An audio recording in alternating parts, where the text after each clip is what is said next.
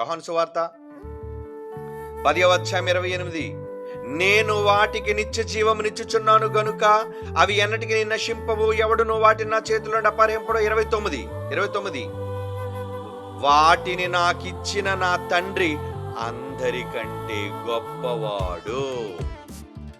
ఏమండి, ఎవరు గొప్పవాడని కుమారుడు ఒప్పుకున్నారు? ఎవరు గొప్పవాడని కుమారుడు ఒప్పుకున్నాడు? నేను వాటికి నిత్య జీవం ఇచ్చుచున్నాను, నేను పరలోకాన్ని ఇస్తున్నాను. సరే అంటే గొర్రెలు కానీ మనం కానీ, అంటే మనంతా సాధువులుగా ఉన్నాం కాబట్టి వాళ్ళకి నిత్య జీవాన్ని నేను ఇస్తాను అనుకున్నారా? వాటిని నాకు ఇచ్చిన నా తండ్రి నాకు ఇచ్చాడు. ఎవరిచ్చారు? మా డాడీ, నా తండ్రి, నన్ను కన్న తండ్రి నాకు ఇచ్చాడు. అందరికంటే గొప్పవాడు.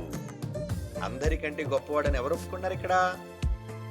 యేసుప్రభు వారు. అంటే యేసుప్రభు వారి కంటే గొప్పవాడా తండ్రి? యేసుప్రభు వారి కంటే తండ్రి గొప్పవాడా? అవును, గొప్పవాడే అని యేసుక్రీస్తు వారే ఒప్పుకుంటున్నారు. ఇది మనుష్యులుగా అందరూ అంగీకరించి తీరాలి.